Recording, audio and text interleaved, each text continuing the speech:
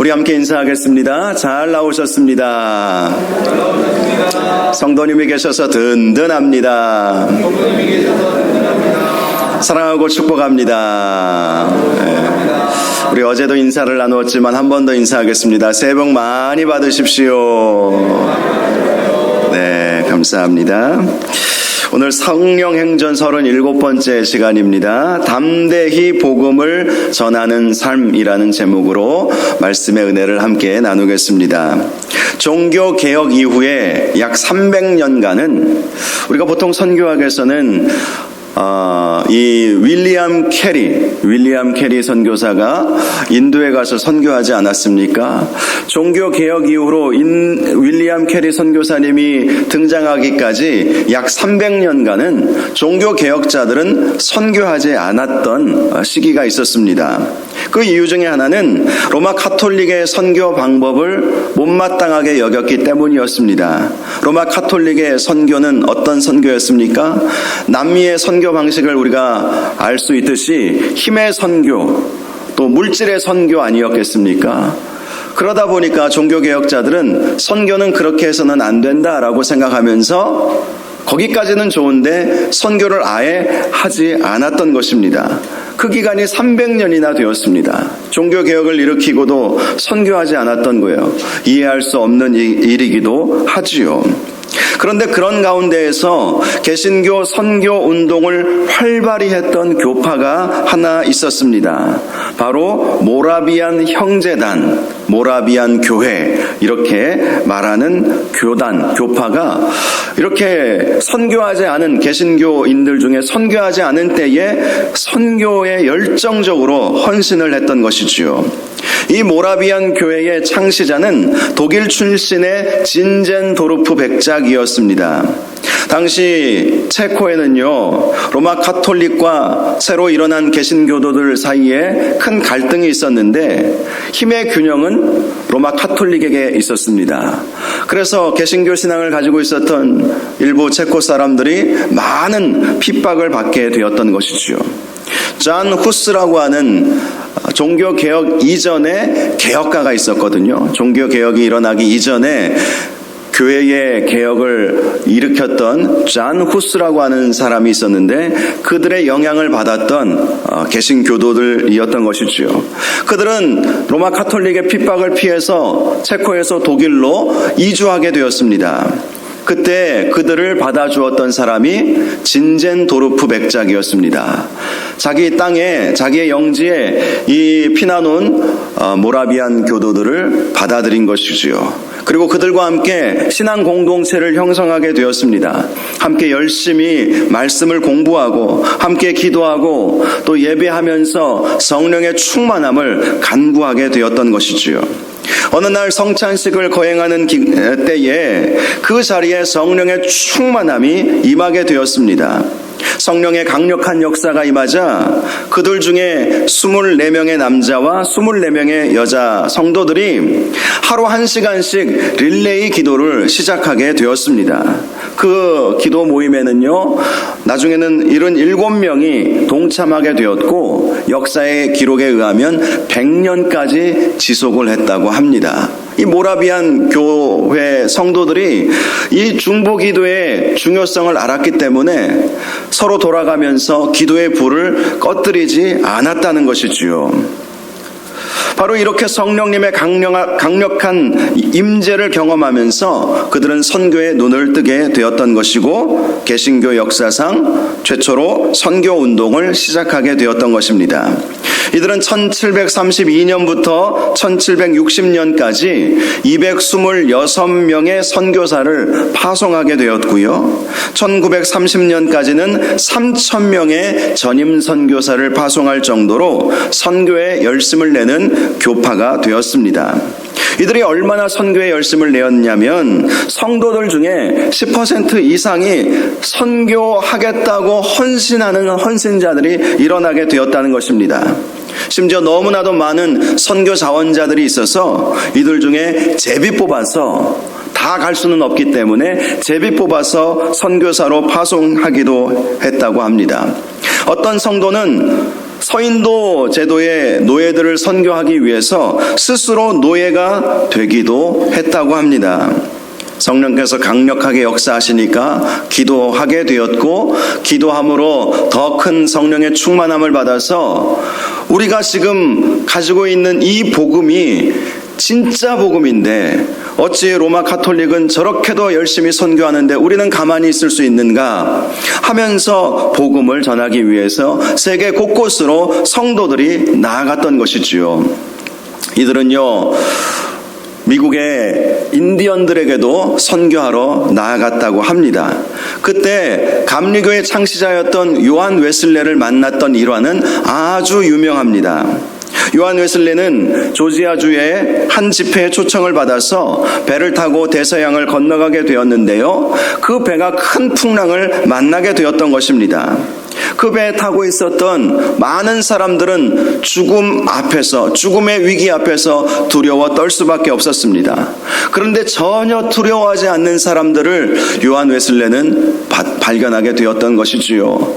요한 웨슬레도 큰 풍랑으로 인해서 여기서 죽겠구나라고 생각했는데, 한 무리들이 두려워하지 않고 오히려 뜨겁게 찬양하고 뜨겁게 기도하고 방언으로 기도하고 그런 성령의 강력한 역사를 요한 웨슬레가 보게 된 것입니다.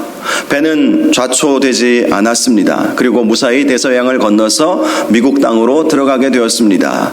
그리고 요한 웨슬레는 그 사람들이 누구인가 알아보기 시작했습니다. 알고 보니 그들은 독일의 진젠도르프 백작의 영지에서부터 신앙 공동체를 형성했던 아주 독특한 사람들이구나, 모라비안 교회 성도들이구나, 그 사실을 알게 되고 요한 웨슬레가 그들과 깊은 교제를 나누고, 그래서 성령의 역사를 체험하기를 원하는 마음으로 성령 운동을 일으키면서 감리교 운동을 시작하게 되었던 것이지요. 이 모라비안 교회를 통해서 정말 많은 선교사들이 전 세계에 나아가서 개신교의 복음, 오직 믿음으로만 구원받을 수 있다는 이 사도 바울이 우리에게 늘 강조했던 그 복음을 전하게 된 것이고, 많은 사람들이 주님 앞으로 돌아오게 되었던 것입니다. 이것은 기도의 힘이고 또 성령께서 역사하셨던 결과인 것이죠.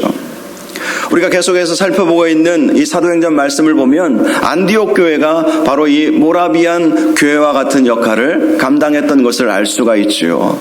안디옥 교회도 성령에 충만한 교회였습니다. 그래서 바나바와 사울을 따로 세우라라는 성령님의 음성에 순종해서 그들을 안수해서 그들을 세계 선교에 파송하지 않았습니까? 그리고 성령 충만한 바울과 바나바는 가는 곳곳마다 많은 핍박이 있었지만 담대하게 주님의 복음을 전하게 되었던 것입니다. 오늘 본문 말씀도 이고니온이라고 하는 곳에 가서 복음을 전해서 많은 열매가 있었는데 또 많은 핍박도 있었다는 사실을 발견할 수가 있지요. 오늘 본문 1절을 보면, 이에 이고니온에서 두 사도가 함께 유대인의 회당에 들어가 말하니 유대와 헬라의 허다한 무리가 믿더라, 이렇게 말씀하고 있습니다. 이고니온이라고 하는 도시는요, 이전에 복음을 전하고 쫓겨났었던 비시디아 안디옥에서 약 120km 정도 떨어져 있는 곳에 위치한 고대 도시였습니다. 헬라 제국시대 때부터 이 이고니온은 큰 도시를 형성하고 있었고요. 그래서 그곳에는 유대인들도 많이 살고 있었는데요. 바로 그 유대인의 회당에 들어가서 복음을 전하게 된 것입니다. 그런데 유대와 헬라의 허다한 무리가 예수님을 믿게 되는 놀라운 역사가 그곳에서도 있게 되었던 것입니다. 이 말씀에서 특이한 점은요, 두 사도라고 하는 단어입니다. 처음으로 바울과 바나바를 사도라고 불러주고 있는 바로 대목이 오늘 본문의 말씀인 것입니다. 원래 이 사도라고 하는 이 호칭은 예수님의 12 제자를 호칭하는 것 아니었습니까? 그러나 점점 예수님의 특별한 사명을 받은 사람들에게도 사도라는 호칭을 불러주었던 것을 알 수가 있지요. 더욱이 바울과 바나바는 바보라고 하는 섬에서 박수 엘루마와 영적 대결을 승리하지 않았습니까? 그리고 비시디아 안디옥에서 수많은 이방인들이 예수 믿는 놀라운 역사를 있게 하지 않았습니까? 그리고 이고니온에 와서도 수많은 유대인들과 헬라 사람들이 예수 믿는 역사가 일어났기 때문에 자연적으로 이들을 사도라고 부르게 되었던 것이지요. 그런데 2절을 보면 그러나 순종하지 아니하는 유대인들이 이방인들의 마음을 선동하여 형제들에게 악감을 품게 했다고 말씀하고 있습니다. 바울과 바나바는 이미 그 앞전 도시였던 비시디아 안디옥에서도 비슷한 경험을 했습니다. 비시디아 안디옥에서도 사도 바울과 바나바를 통해서 수많은 이방인들이 예수님을 믿게 되자 그것을 싫어했던 유대인들이 헬라의 귀부인들과 그들의 남편을 선동해서 바울과 바나바를 박해하고 그들을 쫓아버리지 않았습니까? 그와 비슷한 일이 이 이고니온에서도 일어나게 되었던 것입니다. 그런데 3절을 보니까 이렇게 말씀합니다. 두 사도가 오래 있어 주를 힘입어 담대히 말하니 주께서 그들의 손으로 표적과 기사를 행하게 하여 주사 자기 은혜의 말씀을 증언하게 하셨다라는 것입니다. 사도 바울과 바나바는 비시디아 안디옥에서는 박해를 받아서 쫓겨날 수밖에 없었지만 이고니온에서는 작정하고 쫓겨나지 않겠다라고 굳게 다짐을 했던 것입니다. 그래서 말씀을 보면 그들은 이고니온이라고 하는 도시에서 오래 있었다 이렇게 말씀하고 있습니다. 얼마나 오래 머물렀는지는 알지 못하지만 박해를 받으면서도 생각보다 긴 시간을 머물러 있었다는 의미인 것입니다. 이들이 박해를 받으면서 이렇게 이고니온에 오래 머물렀던 이유는 당시 박해하던 유대인들이 복음을 오해하게 만들었기 때문이었습니다. 그것만 아니었다면 다른 도시로 바로 떠날 수도 있었을 것입니다. 어차피 사도 바울의 사역 자체가 박해가 오면 다른 곳에 가서 복음을 전하고 교회를 세우고 또 박해가 오면 또 다른 곳으로 가서 교회를 세우는 일들을 하지 않았습니까? 그런데 이 이고니온에서는 오래 인내하며 참으며 복음을 전했던 것이지요. 그 이유가 당시 유대인들이 사도 바울이 전했던 이신칭의의 복음, 오직 예수 그리스도를 믿음으로만 구원받을 수 있다는 이 복음을 전했기 때문에 그래서 유대인들의 박해를 받았던 것이고 유대인들은 그것이 진짜 복음이 아니다. 율법도 지켜야 된다. 아마도 그렇게 강조하지 않았을까 싶습니다. 그래서 사도 바울은 오래 머물 수밖에 없었던 것이죠. 만일 우리가 여기서 물러선다면 우리가 전했던 예수 그리스도의 십자가 복음이 훼손당할 것이다. 이런 생각 때문에 유대인들이 아무리 선동하고 위협을 가한다 해도 그곳을 떠날 수가 없었던 것입니다. 그러자 우리 주님께서 바울과 바나바와 함께 하셨지요. 그리고 그들에게 표적과 기사를 나타나게 해 주셨던 것입니다. 그렇습니다. 때로는 이렇게 우리가 인내하는 것이 필요한 것이지요. 몇 주 전에도 말씀드렸지만 우리가 주님의 일을 할 때에 여러 가지 어려움들을 경험하지 않습니까? 반대에 부딪힐 때도 있고 나의 한계에 부딪힐 때도 있습니다. 그런데 중요한 것은 오래 머물러서 끝까지 주님의 사명을 감당해야 한다는 것입니다. 우리가 사역을 감당할 때 어려운 것은요, 우리가 하는 사역이 주님의 사역이기 때문에 그런 것입니다. 우리 주님께서도 하나님 나라 복음을 선포하실 때 많은 사람들이 따르는 사람들이 있었는가 하면 많은 사람들이 예수님을 배척하지 않았습니까? 유대의 종교 지도자들은 예수님을 죽이기 위해서 호시탐탐 노렸습니다. 정말 예수님은 사랑의 예수님이시고 많은 이스라엘 백성들을 위해서 정말 헌신적으로 일하셨던 분이었음에도 불구하고 예수님을 싫어하고 박해하고 죽이려고 했던 사람들이 있었고 결국은 십자가에 달려 돌아가시는 일도 있지 않았습니까? 그렇습니다. 우리가 하는 모든 사역은 다 주님의 사역이기 때문에 주님께서 박해받으셨던 것처럼 그러한 박해가 있다는 것이지요. 주님께서 십자가 고난을 지셨던 것처럼 우리도 주님의 일을 하다 보면 그러한 십자가 고난을 칠 때도 너무나도 많이 있다는 것입니다. 물론 우리가 어떤 사역을 할 때 행복하고 기쁘고 보람되고 그렇게 하면 얼마나 좋겠습니까? 물론 그럴 때도 많이 있지만 그렇지 않을 때는 사실 더 많은 것이지요. 왜 그렇습니까? 예수님을 닮아서 예수님께서 하신 사역을 하는 것이기 때문에 그런 것입니다. 제가 미국에서 공부할 때 리더십 분야의 최고 권위자이신 로버트 클린턴 교수님에게서 리더십 분야를 공부를 하게 되었는데요. 그분의 특징은요, 수천 명의 지도자들을 조사해 보았다는 거예요. 그분은 원래 공학 박사 출신이십니다. 그리고 엔지니어로 또 오랫동안 일을 하시다가 하나님의 은혜로 신학교에 들어가셔서 목사 안수 받으시고 선교사로 파송 받으셔서 선교사역도 열심히 하시고 그의 말년에 이제 신학교에 오셔서 후학들을 가르치시는 일을 하셨는데요. 공학도 출신답게 수천 명의 사람들을 일일이 한 사람 한 사람 그들의 인생을 조사해 본 거예요. 그래서 그 유명한 리더십 이머징 티어리라고 하는 리더십 등장 이론, 좀 어려운 용어이지만 그 이론을 발표하고 그분의 영향을 받아서 지금 시중에 나와 있는 미국 교수들이 쓴 책은 거의 그분의 영향을 받아서 나온 책들이 대부분이라고 해도 과언이 아닐 것입니다. 그분이 수천 명의 지도자들을 연구하면서 한 가지 공통된 점을 발견했는데, 어떤 지도자든지 어떻게 어떤 위대하게 쓰임받은 지도자라 할지라도 그들이 사역을 늘 평탄하게 하지는 않았다는 거예요. 수많은 반대에 부딪혔고 수많은 한계에 부딪혔고 수많은 어려움들을 경험했다는 것이죠. 때로는 고립을 경험하기도 하고, 때로는 하나님의 강력한 시험을 받기도 하고, 때로는 마귀의 유혹에 넘어가기도 하고, 때로는 따르는 사람들의 반발에 부딪히기도 했다.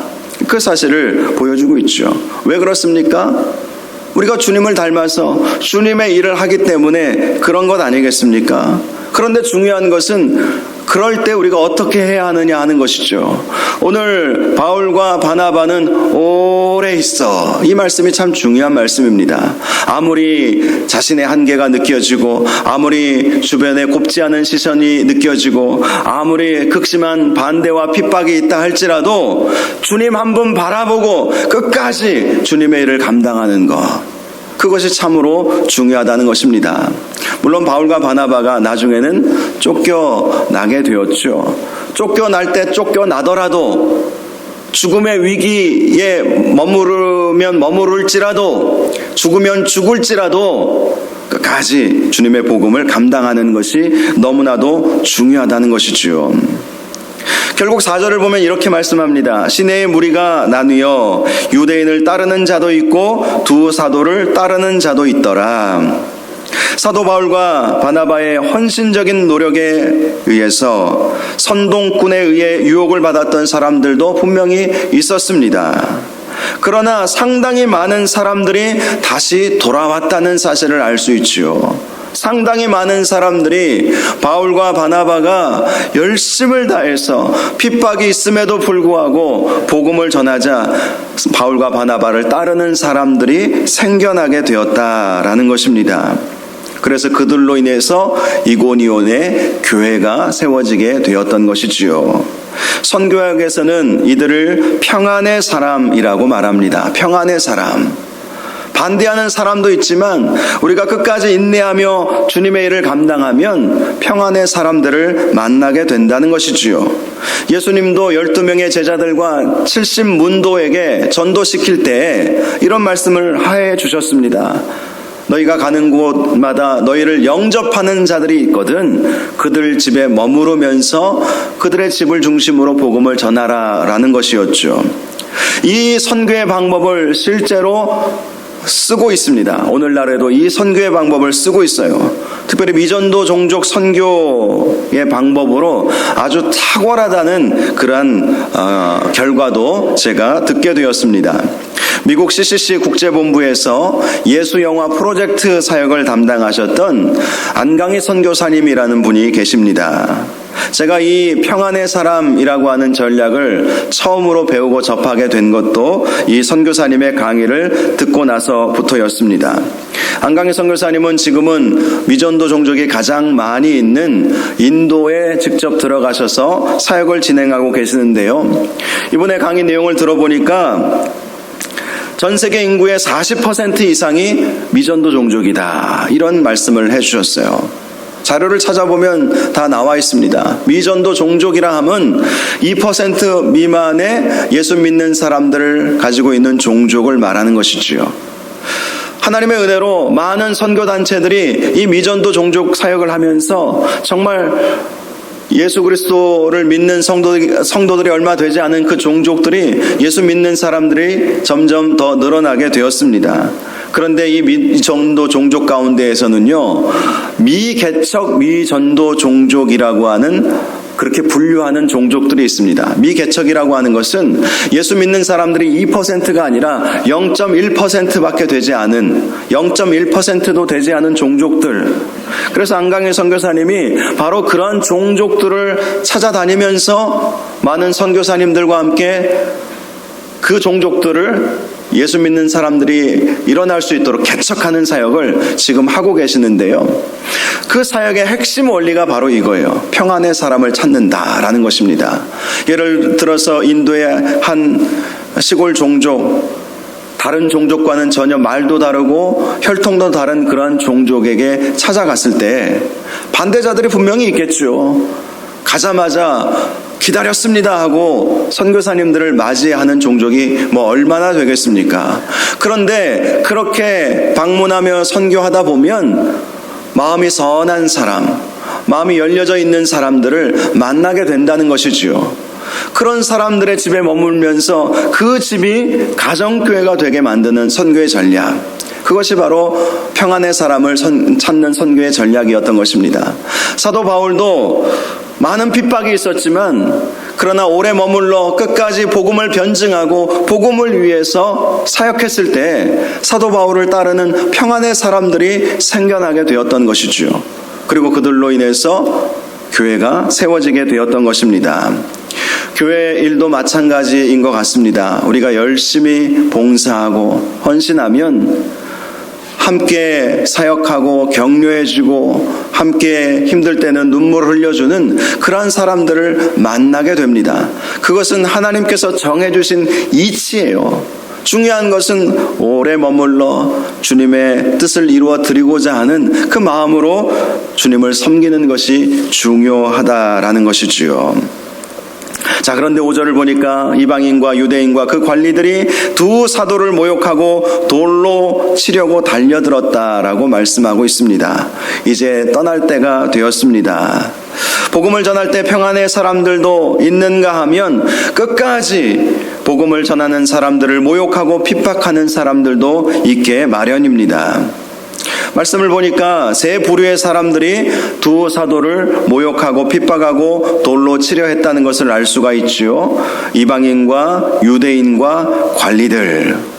예수님도 십자가에 돌아가신 것이 유대인과 이방인과 로마의 관리들에 의해서 십자가에 달려 돌아가시지 않으셨습니까?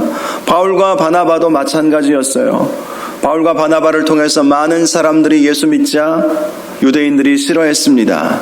그리고 유대인들의 선동에 넘어가 버린 이방인들이 그들을 핍박했습니다. 거기에 관리들까지 가세해서 공권력을 동원해서 핍박을 가했던 것이죠. 결국 바울과 바나바는 더 이상 그곳에 머무를 수가 없었던 것입니다. 모욕과 핍박이 극에 달했기 때문이었습니다. 6절을 보면 그들이 알고 도망하여 루가오니아의 두 성 루스드라와 더베와 그 근방으로 가게 되었다, 이렇게 말씀하고 있죠. 자, 도망하였다라고 하는 이 어감은 사실 좋은 어감은 아닙니다. 그러나 헬라어 성경을 보면 카타퓨고라고 하는 단어를 쓰는데요, 사실 더 정확한 번역은 피하다입니다. 피하다. 그들은 피할 수밖에 없었던 것입니다. 그들이 피했던 것은 죽음이 두려워서 피한 것이 아니었습니다. 교회를 보호하기 위해서였죠. 공권력까지 가세하게 되니 이제 막 교회가 세워지지 않았습니까? 예수 믿는 사람들이 이제 일어나지 않았습니까? 그런데 바울과 바나바만 핍박하는 것이 아니었어요. 바울과 바나바가 계속 그곳에 머물러 있었다면 교회도 핍박을 받고 이제 막 예수 믿는 사람들에게도 그 공권력의 핍박이 가해지는 것이 뻔하였기 때문에 바울과 바나바는 피하게 되었던 것이지요. 그러나 그들이 피해서 다른 곳으로 갔지만 7절을 보면 거기서 복음을 전하니라 이렇게 말씀하고 있습니다. 끝까지 복음을 전하는 사도 바울과 바나바의 모습을 볼 수가 있는 것입니다. 보통 큰 어려움을 당하게 되면 좀 쉬었다 하지라는 생각도 들지 않겠어요? 큰 핍박이 오고 돌에 맞아 죽을 뻔했던 그런 위기를 경험하면 보통의 경우는 조금 쉬었다 해도 되지 않겠는가 그렇게 생각하지만 바울과 바나바는 그렇게 하지 않았다는 것이죠. 금방까지 큰 위기를 경험했음에도 불구하고 성령께서 인도하여 주시는 대로 그들의 발길 닿는 곳으로 나아가서 주의 복음을 전하게 되었던 것입니다. 1950년대 에콰도르라고 하는 남미의 한 나라가 있죠. 그곳에는 큰 그 아마존 밀림이 있습니다. 그 밀림에 들어가서 복음을 전하다가 순교당했던 짐 엘리엇이라고 하는 선교사님이 있었습니다. 비교적 젊은 나이에 그 선교사님이 많은 남미로 나아가서 복음을 전하고자 하는 사람들을 모집해서 그래서 에콰도르에 있는 한 밀림에 들어가서 복음을 전하다가 그곳 현지인들에 의해서 창에 찔려 죽게 되었던 것이죠. 그런데 그의 일기장이 발견이 되었는데 그가 이런 고백을 해 놓았습니다. 나의 사명은 이 세상에 하나님의 발자국을 남기는 것이다. 나의 사명은 이 세상에 하나님의 발자국을 남기는 것이다. 내 발자국이 아니라 하나님의 발자국을 남기는 것이 나의 사명이다. 꽃다운 나이에 순교당했지만 그는 하나님의 발자국을 에콰도르에 남기게 되었습니다. 그리고 그의 아내가 그를 대신해서 선교지에 들어가서 복음을 전하고 그 남편을 죽인 그들에게 복음을 전하고 그 마을 전체가 놀랍게 복음화되는 그런 기적이 일어나게 되었던 것이지요. 하나님의 발자국을 남기는 것이다 라는 믿음으로 복음을 전했을 때 이런 놀라운 역사들이 일어나게 되었던 것입니다. 바울과 바나바가 그런 것 아니겠습니까? 하나님의 발자국을 남긴 거예요. 핍박이 오면 핍박을 받아가면서 끝까지 교회를 지키고자 하는 마음으로 주님의 복음을 전했던 것입니다. 오늘은 2023년 1월 1일이자 신년 첫 주일입니다. 사도행전 순서에 따라서 말씀을 전하고 있지만 오늘 말씀은 새해를 시작하는 저와 여러분에게 주는 교훈이 너무나도 큽니다. 올 한 해도 그 어떠한 어려움과 핍박이 있어도 복음을 위해 사시기를 바랍니다. 복음을 증거하는 삶을 사시기를 주님의 이름으로 축원합니다. 하나님의 발자국을 우리의 삶의 현장에, 우리의 사역의 현장에 남기시기를 주님의 이름으로 축복합니다. 하나님은 그런 평안의 사람들을 찾고 계세요.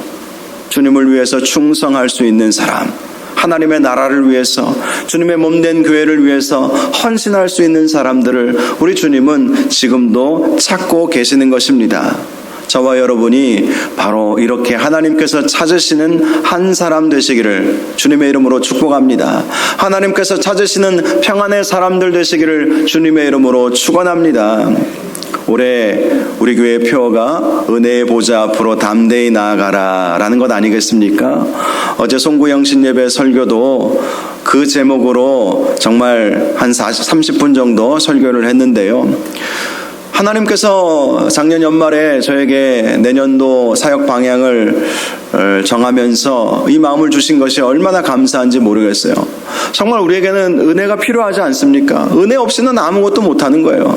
사도 바울과 바나바가 어떻게 이렇게 핍박받으면서도 복음 전하고 그런 사역을 감당할 수 있었겠습니까? 그들에게 은혜가 있었기 때문 아니었겠습니까? 모라비안 형제들이 어떻게 해서 그 큰 풍랑 속에서도 두려워하지 않고 오히려 감사하며 찬양할 수 있었겠습니까? 개신교 종교개혁이 일어났음에도 불구하고 개신교회 교회들이 루터교회도 칼빈교회도 선교하지 않던 시대에 이 모라비안 형제교회들은 선교하게 되었던 이유가 무엇이었겠습니까? 은혜 받았으니까 그런 거예요. 모라비안 형제단의 특징은요, 함께 신앙 공동체를 형성하면서 말씀을 암송하고 말씀도 기록하고 정말 말씀을 묵상하면서 말씀을 나누는 시간을 풍성히 가졌어요. 오늘날 현대교회의 모습과 비슷할지도 모르겠습니다. 그들은 완전히 과거 로마 카톨릭의 모습에서 탈피해서 좀 더 깊이 말씀을 읽고 말씀대로 살고 말씀을 증거하는 삶을 살았던 것이죠. 한마디로 은혜가 임했다는 거예요. 은혜. 하나님의 은혜, 강력한 성령님의 은혜를 경험하다 보니까 가만히 있을 수가 없었던 거예요. 진젠도르프 백작에 의해서 그들은 목숨을 건질 수 있었지만 목숨을 건지는 것으로 만족할 수 없었던 것이지요. 복음 들고 나아가게 되었던 것입니다. 은혜 받으니까. 제가 감동받았던 것은요, 노예들을 선교하기 위해서 직접 노예가 되어서 서인도 제도로 들어갔다는 그 이야기를 듣고 얼마나 감동이 되었는지 몰라요. 그것이 쉬운 일이겠습니까? 아무나 할 수 있는 일이겠습니까? 은혜 받아야 할 수 있는 일이에요. 어떻게 그렇게 낮은 자리로 우리가 내려갈 수 있겠어요? 그들이 생각한 것은 이것 아니었겠습니까? 우리 주님께서 하늘 보좌를 버리시고 이 땅에 종의 모습으로 오셨다. 성탄절 지난주 말씀 가운데 함께 저와 여러분이 말씀을 나누지 않았습니까? 종의 모습으로 예수님이 내려오셨는데 우리도 종이 되어서 종들에게 전도해야 되겠다. 은혜 받았으니까 그런 결단을 할 수 있었던 거예요. 우리는 정말 은혜가 필요합니다. 은혜 받아야 주님의 일도 감당할 수 있는 것이고, 은혜 받아야 어제 말씀처럼 긍휼의 은혜도 얻을 수 있는 것이고 때를 따라 돕는 은혜도 얻을 수 있는 것입니다. 올 한 해 저와 여러분이 더 은혜의 보좌 앞으로 담대히 나아가시기 바랍니다. 그래서 그 어떠한 핍박과 어려움에도 굴하지 않고 끝까지 하나님의 발자국을 남기시기를 주님의 이름으로 축원합니다. 이 시간 우리 함께 찬양하기를 원합니다. 가끔 불렀던 찬양입니다. 세상의 유혹 시험이 내게 몰려올 때에 나의 힘으론 그것들 모두 이길 수 없네. 그러나 주님을 찬양하고 주님의 은혜를 사모하면 얼마든지 이길 수 있는 것입니다. 말씀 생각하면서 함께 이 찬양 부르고 기도하는 시간을 갖겠습니다.